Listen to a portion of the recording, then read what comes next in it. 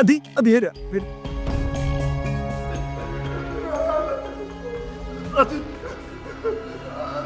घबराए ना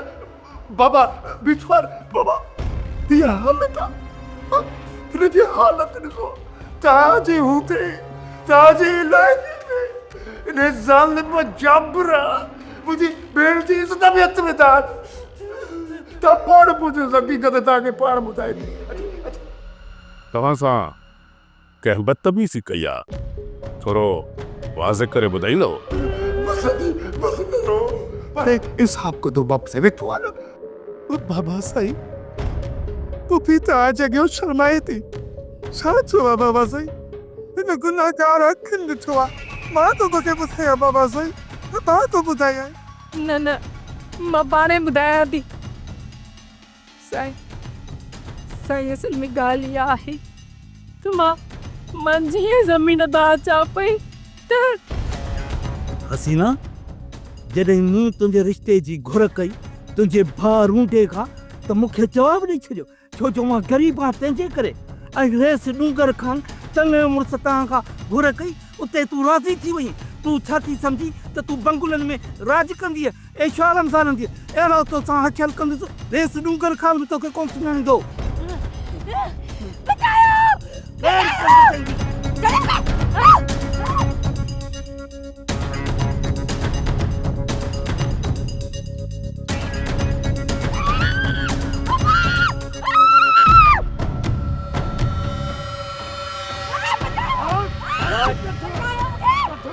आ चवाई तो पपिया मां तू गड खुदरा मारे तो माई चवाई तो तू गड पपिया तो हिन महिल ताईं असां सां घणी बेवाच पी पियूं आहिनि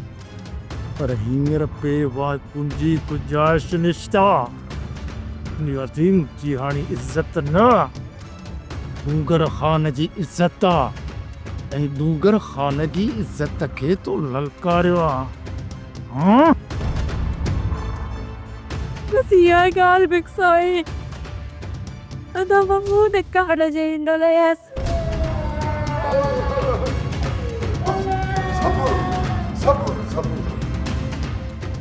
हाँ जाबिर जी इहा हिम्मत त मुंहिंजी इज़त में हथ विझे जॾहिं त हुनखे ख़बर बि आहे त मां हसीना सां शादी करण वारो आहियां हुन खां पोइ बि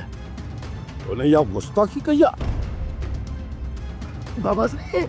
कुछ चक्कर छा द चक्कर या ना साबियो करे तो पोआ बाबा सही असां मिस्कीन आहियूं गरीब आहियूं जाबिर जी पुॼल जहिड़ा न आहियूं बाबा सही न आहियूं हुन जा पुॼल जहिड़ा तॾहिं त असां चुप थी विया आहियूं बाबा सही ॿुधी आहियूं हाँ हे वॾो कुलूसिया सोप सीरियल पंजाबेरी तमाम एपिसोड्स ॾिसण लाइ विज़िट करियो असांजो official YouTube channel Sindhi TV HD drama subscribe कयो असांजो official YouTube channel Sindhi TV HD drama ऐं वधीक अपडेट लाइ बेल आइकन खे क्लिक करियो।